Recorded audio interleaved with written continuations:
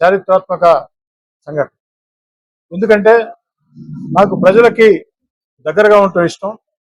ప్రజల ఆకాంక్షలు గుండె చప్పుళ్ళకి ప్రతిరూపంగా పనిచేయటం నాకు ఇష్టం. ముఖ్యంగా జంజీ యువత, ఈ దేశం దశ దిశ మార్చబోయే జంజీ యువత.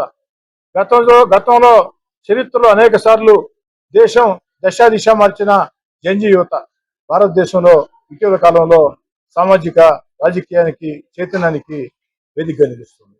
కాబట్టి ఆ జంజీ యువత ఆకాంక్షలు తెలుసుకోవాలా, సూచనలు తెలుసుకోవాలా, వాళ్ళని నన్ను ప్రశ్నించవచ్చని వాళ్ళ ప్రశ్నలకి సమాధానాలు చెప్పాలా, నా భావాలు కూడా వారితో పంచుకుని తద్వారా మరింత మెరుగైన ఎమ్మెల్యేగా ముందుకు సాగాల అన్న ఆలోచనతో నెల్లూరు రూరల్ నియోజకవర్గంలో ఈ రోజు నుంచి 51 రోజుల పాటు 51 చోట్ల జంజీతో మాటామంతి ఆత్మీయ భేటీలు, 51 చోట్ల దాదాపు 20,000 మంది విద్యార్థుల్ని ఆ యొక్క కలుసుకునే అవకాశం.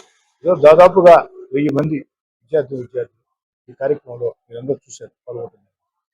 వాళ్ళు ప్రశ్నలు అడుగుతూ ఉంటే నాకే ఆశ్చర్యం. కొన్ని ప్రశ్నలకి నేను కూడా జవాబు చెప్పలేని పరిస్థితి. నిజంగా జంజీ యువత ఆకాంక్షల్ని అర్థం చేసుకుని ఈ దేశంలో కానీ రాష్ట్రంలో కానీ లేదా అటు అధికార యంత్రాంగాలు కానీ మీడియా కానీ రాజకీయ నాయకత్వాలు కానీ అవన్నీ కూడా ఏదైతే ఈ సమాజ హితం కోసం పనిచేసే రాజకీయ నాయకత్వాలు కానీ మీడియా కానీ ఐఏఎస్ ఐపీఎస్ వ్యవస్థ కానీ అధికార వ్యవస్థ కానీ ఆ జంజీ యువత ఆకాంక్షల్ని అర్థం చేసుకుని ముందుకు సాగేదానికి మా వంతు ప్రయత్నం చేస్తాం. ప్రధానంగా నాకు ఎంత సంతోషం అంటే, మీ ప్రధానమంత్రి ఎలాంటి వాడు కావాలా అని అడిగితే ఒక విద్యార్థిని చెప్పిన సమాధానం, మా ప్రధానమంత్రి చైనాకో పాకిస్తాన్కో భయపడే బలహీన ప్రధానమంత్రి మాకొద్దు, చైనానో పాకిస్తాన్నో బంగ్లాదేశ్నో భయపెట్టే ప్రధాని మాకు కావాలా, ఈ దేశానికి భద్రత ఇచ్చే ప్రధాని మాకు కావాలా, ఈ దేశంలో ఉండే తీవ్రవాదుల్ని వణికించే ప్రధాని మాకు కావాలా, ఈ దేశాన్ని అన్ని రకాల ముందుకు తీసుకుపోయి ప్రపంచంలో భారతదేశాన్ని విశ్వగురువుగా నిలబెట్టే ప్రధానమంత్రి మాకు కావాలా, అలాంటి ప్రధానమంత్రి నరేంద్ర మోడీ, ఆ నరేంద్ర మోడీ గారే మేము కావాలనుకుంటున్నాం అని చెప్పి వాళ్ళు చెప్పే మాట.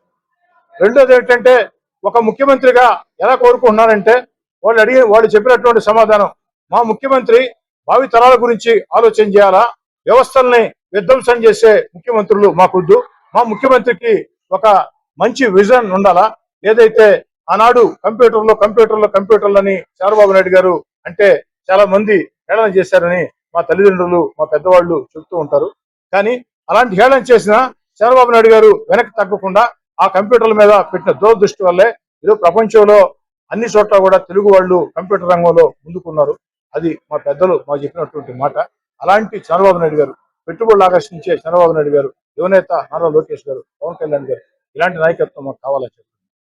స్థానిక శాసనసభ్యుడిగా నన్ను నేను సరి చేసుకునేదానికి అనేక ప్రశ్నలు, నాకు ఉపయోగపడే చాలా ప్రశ్నలు, నాకు సమాధానం ఏం చెప్పాలో అర్థం కాని ప్రశ్నలు కూడా వీటిని జరిగింది.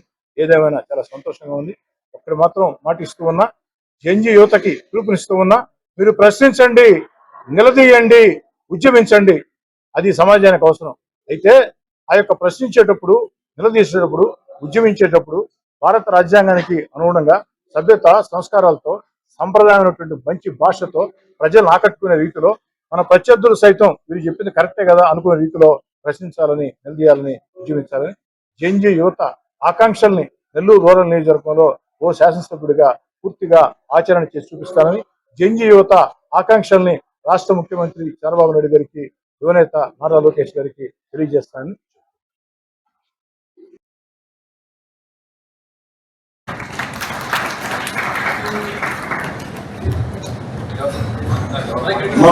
నేను చూస్తూ ఉంటే తెలంగాణ అబ్బాయి, నల్గొండ అబ్బాయి చూస్తూ ఉంటే ఉద్యమాలకెల్లా నల్లగొండ